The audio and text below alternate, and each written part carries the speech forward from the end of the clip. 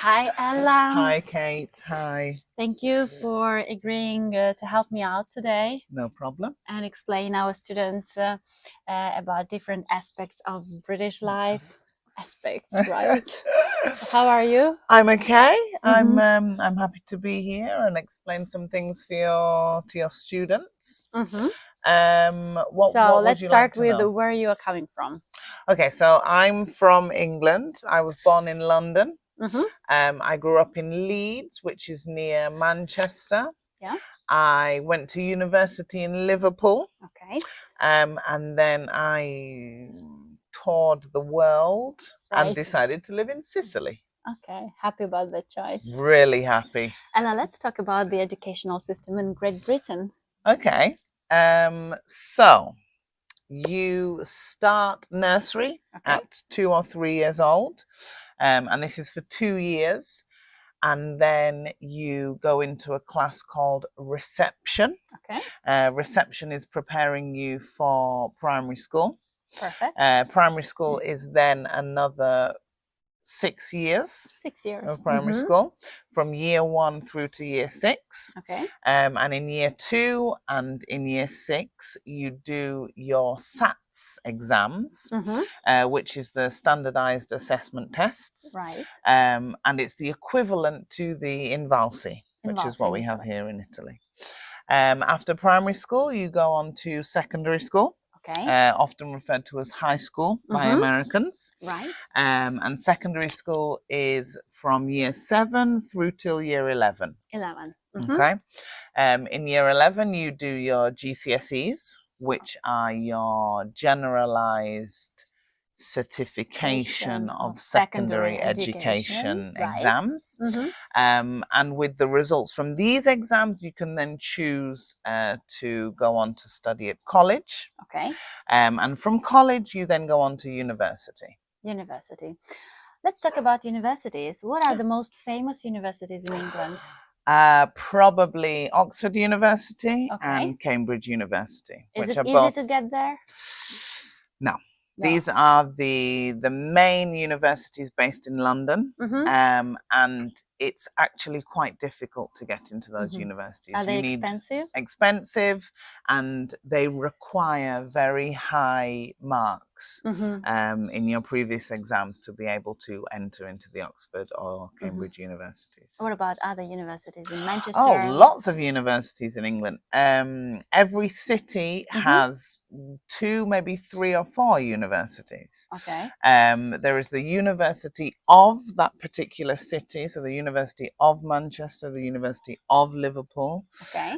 which have quite high requirements to enter. And then there's the Metropolitan University in the same city, which have much lower requirements to enter. The culture of university in England is to choose a university outside of your hometown. Right. Okay, so university becomes your first steps to being independent, to being an adult. You are responsible for your own learning, for your own money management, for cooking and cleaning and waking up and going to lectures and making sure that you're getting the results that you need to then potentially find a good job once you finish university. Is it easy to find a good job when you finish these universities that we've named? Easier than if you hadn't gone to university, absolutely. A lot of employers look at your curriculum for your education and where you've studied and what you've studied and what your results were.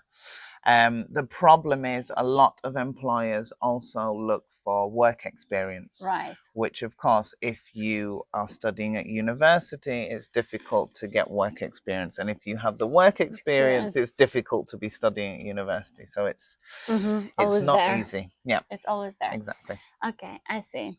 So that's it for the first part. Yay! Let's move to the second. Okay.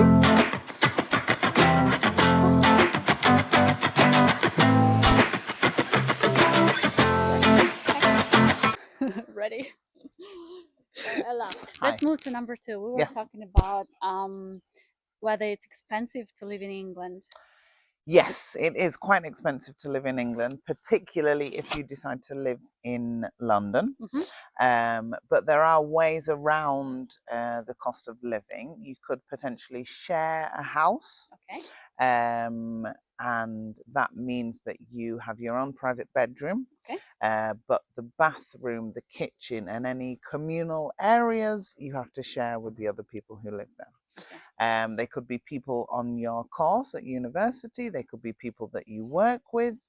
And it means that you're splitting bills, you're splitting the council tax that you have to pay.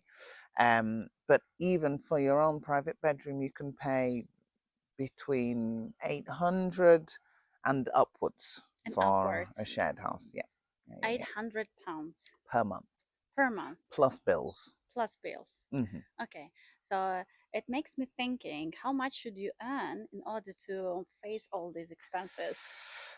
Well, and of survive. course, yeah, of course. In London, your wage and your salary are often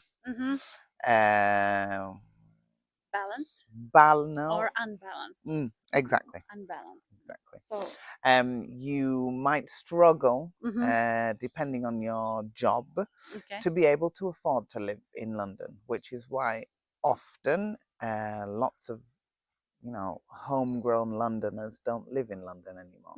They've moved further out. They've moved to less expensive cities. And they commute to London. And they're called commuters. Commuters, yes. Commuters. So a commuter, and they commute from their houses to the centre of London. One, because parking in the centre of London is impossible. Right. And two, because driving in and out of London is also very expensive and very, very busy. Lots of traffic, lots of waiting.